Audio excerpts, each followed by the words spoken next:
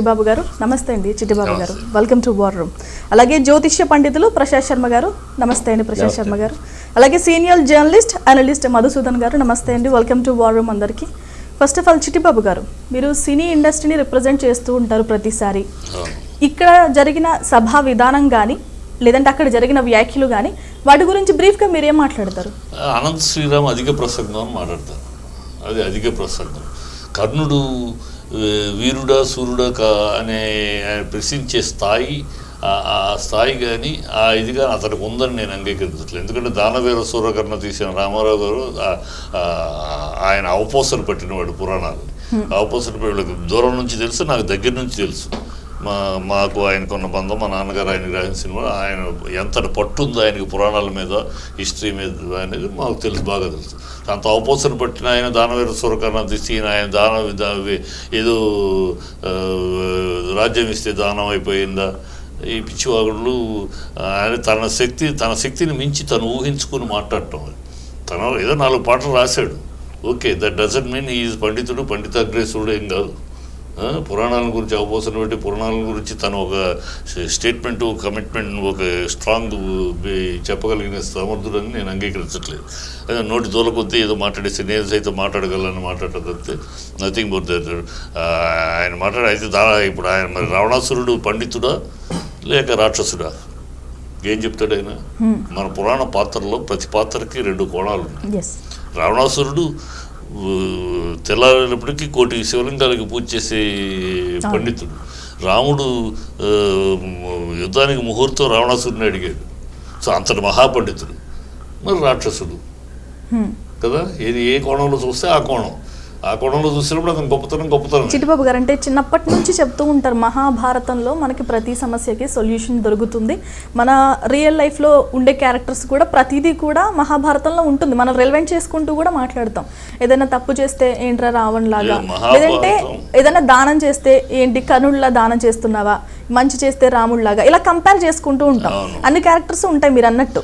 మహాభారతం రాజకీయానికి, రామాయణం మన మానవ జీవితం.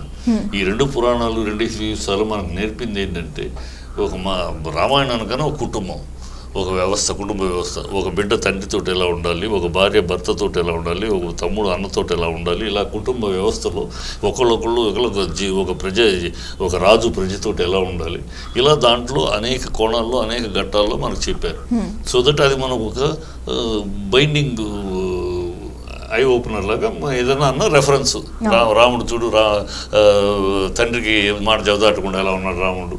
సో రావణుడు చూడు, ఎలా తల్లి వదిన కాళ్ళు తప్పితే, ఒకసారి వదిన ఉంగరం పోతే, ఉంగరం హారం మిస్ అయిపోతే తీసుకొచ్చి చూపిస్తే కూడా గుర్తుపడ్డాడు లక్ష్మణుడు.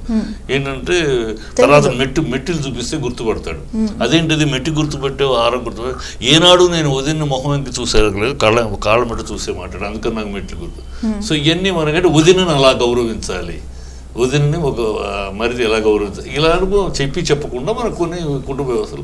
అలాగే మహాభారతం అనేది మొత్తం సామాజిక, ఇది రాజకీయ వ్యవహారం, రాజకీయ కుటుంబాలు. అంటే ఎలాంటి పరిజ్ఞానం లేకుండా మాట్లాడేశాడు.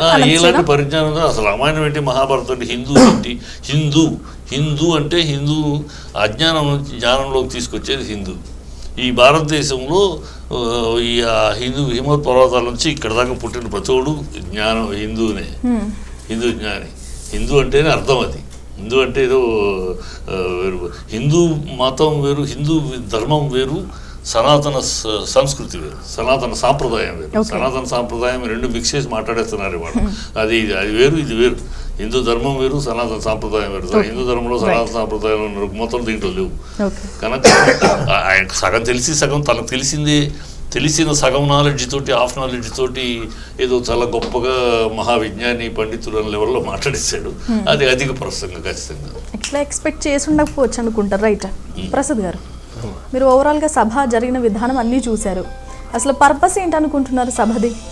అమ్మ, సభలో ఏది మాట్లాడినా ఏది చేసినా సరే చెల్లుతుంది అనే ఒక విధానంలో మాట్లాడేయడం తప్ప అంతకన్నా ఏమీ లేదు. ఎవరికుండే స్తోమత, ఎవరికుండే సంపద, ఎవరికుండే జ్ఞానం వాళ్ళకు ఉంటుంది.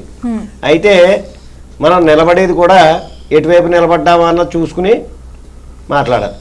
ఇప్పుడు కర్ణుడు గొప్పవాడు కాదు, అర్జునుడే గొప్పవాడు లేకపోతే ధర్మరాజు గొప్పవాడు ఇలా చెప్పుకోవడానికి మనం ఆయన ఎటువైపు నుంచున్నాడు?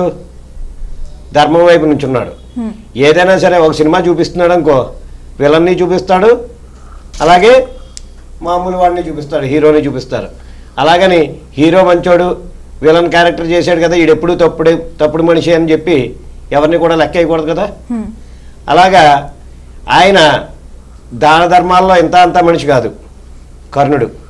తన కవచకుండలాలు కూడా బ్రాహ్మణ కింద వెళ్ళి వీడు దానం తీసుకుంటేనే చంపగలిగారు. శ్రీరామ్కి ఏదో నీకు వచ్చిన రాజ్యంలో చిన్న ముక్క దానం చేస్తే దానవీర సూరకర్ణ అయిపోతావా అన్నారు. అలాగా కవచకుండలాలు దానం చేశాడని ప్రతి ఒక్కరికి తెలుసు, అనంత శ్రీరామ్కి తెలీదా? కవచకుండలాలు దానం చేశాడంటే అమ్మ ఒక బ్రాహ్మణ రూపంలో వీళ్ళే వెళ్ళి అడుక్కున్నారు, లేకపోతే ఆయన చంపలేరు. ఆ కవచకుండలాలు ఉంటే అసలు సంహారమే జరగదు. ఆయనే వీళ్ళ 5గురిని కూడా సంహరించేసేవాడు. ఆ కవచకుండలాలు ఉన్నాయనే కదా.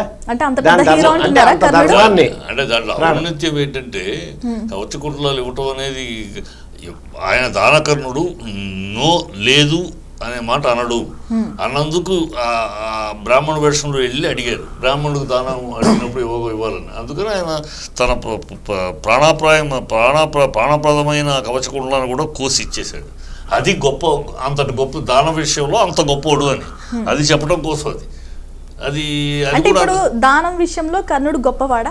100% మీరు ప్రసాద్ గారు చాలా అమ్మా రైట్, దాంట్లో ఎటువంటి సందేహం లేదు, సంకోచం లేదు. రైట్.